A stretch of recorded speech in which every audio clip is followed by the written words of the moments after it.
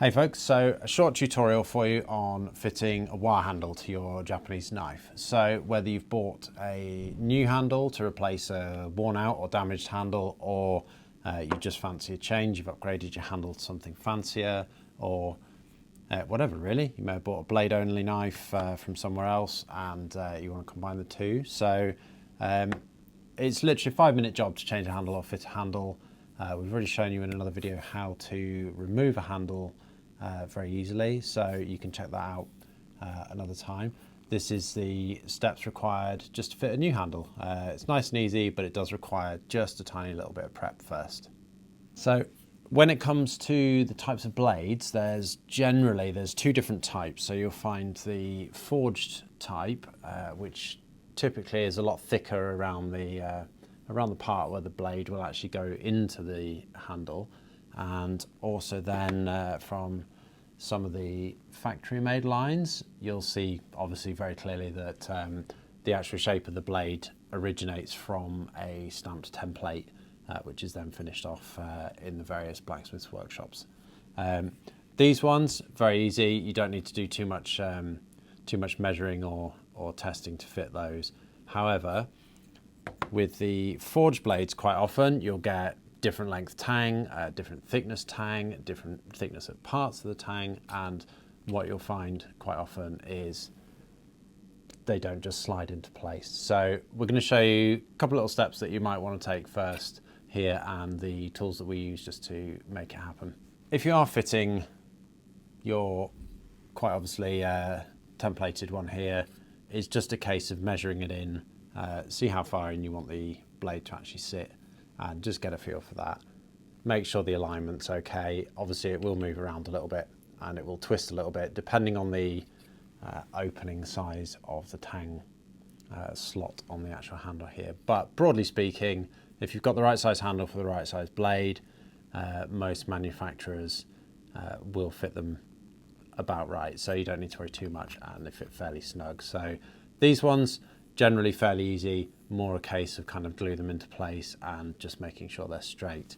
However, with the forged knives, obviously like we've said, that's as far in as that'll go as is. So the usual tool that we'd recommend if you're going to do it yourself is called a needle rasp. It's just a little file here, and all we're going to do is just open up the tang slot here.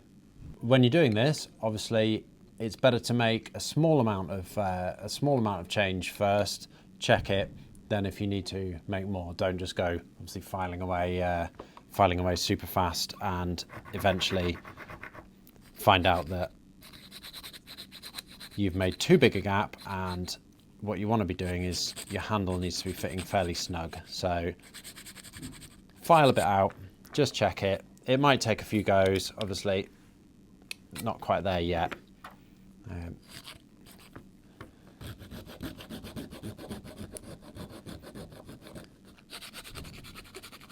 So hopefully nearer this time, nearly there. So like we say, not the end of the world if you have to take a couple of passes at this particular part of the job. Measure twice, glue once. So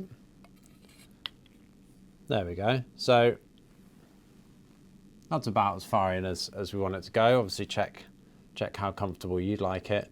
There's movement there obviously, and roughly speaking the blade sits straight without too much hassle, and obviously it's straight this way when you look down the choil. So next up we'll show you the gluing and the prep for that. When we're fitting handles, we use hot melt glue pellets. It's the glue that you'd get in a Crafton modelling glue gun, a hot glue gun. It melts at about 90 odd degrees Celsius, so it doesn't require too much effort.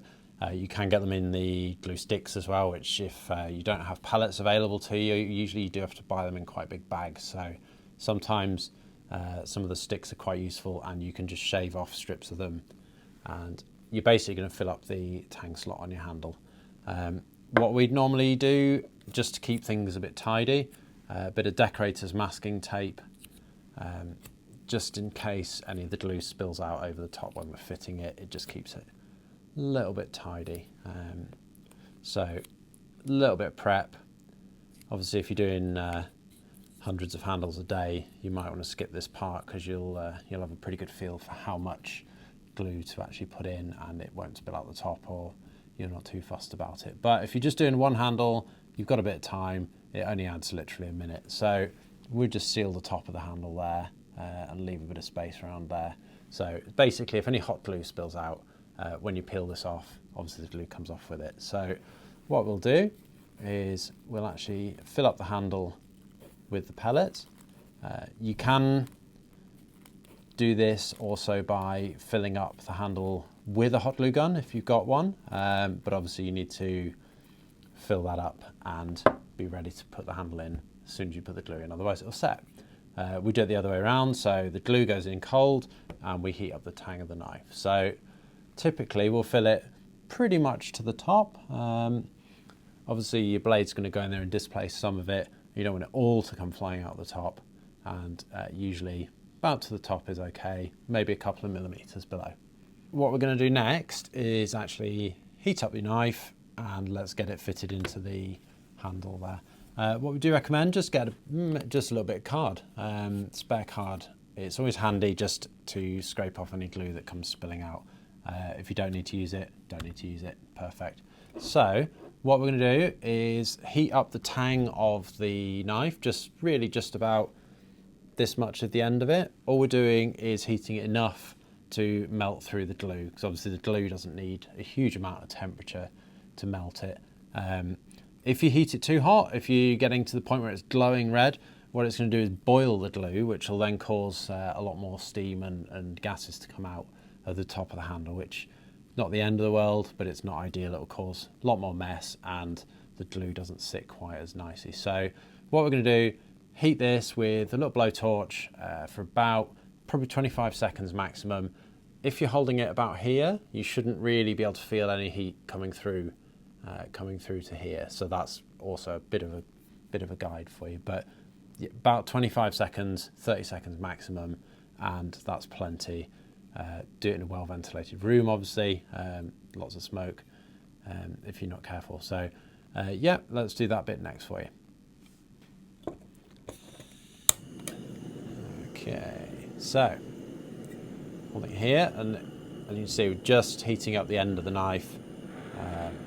About 25 seconds usually is a really good rule of thumb, so keep an eye on your timing.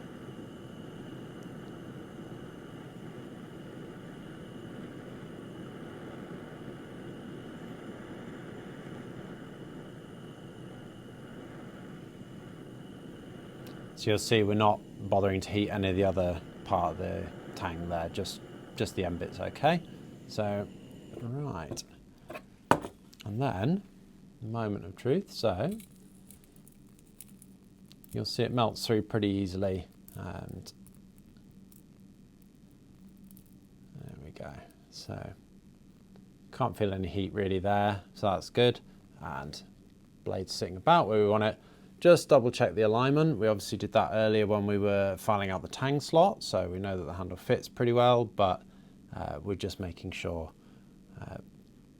Obviously, if you do make a terrible mistake and the alignment's off for whatever reason, it's not the end of the world. Remember, you can just heat the entire knife back up again if it has set, and the glue obviously will melt.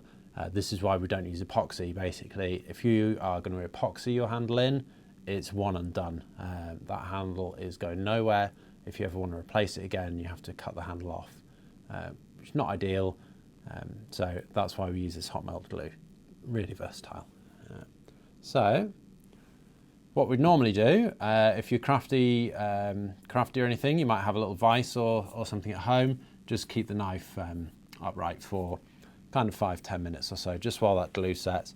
What you can do if you don't have a knife, you could use a mug with a tea towel just to keep it vertically stable. If you want to keep it on a worktop like that, there you go. That will now sit there for probably five minutes or so. That'll be enough for the glue to start solidifying, and we'd normally leave it maybe an hour or two just to make sure it's fully cooled off. And then the final step will be to remove the tape around the edge. There's no mess there because we've got the amount of glue just right, and we will then just seal the top with a little dab of silicone, food safe silicone. You can use beeswax or even a bit more hot melt glue depending on your preference really. We're nearly there. Basically last step now, we just take off the masking tape there. Make sure you, when you do this, it's best to use kind of the decorator's tape that you'd use when you're painting, just because it's not super adhesive, so it's not going to damage any handle finish around the edge there. It's just a little step to do that. So last little job is we'll get the little dab of silicone. We can pop it on the edge of the card that we didn't use earlier, and all we're going to do is we'll just seal up the tang slot there with this, just to stop any water getting in, and just tidy it up neatly. So don't need that. Bit of tissue paper there.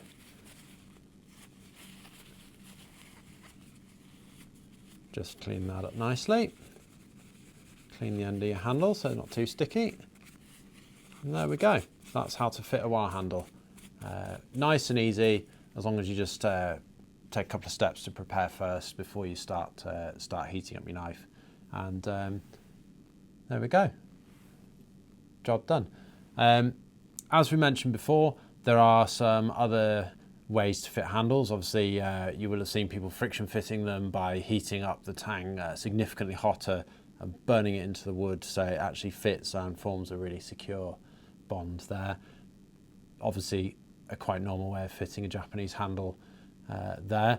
This way, literally just to cover the simple, most common way that a lot of our knives come from suppliers and how we fit the handles as well. So I hope that's been useful for you. If you've got any questions, obviously, just ask in the comments. We're always happy to help.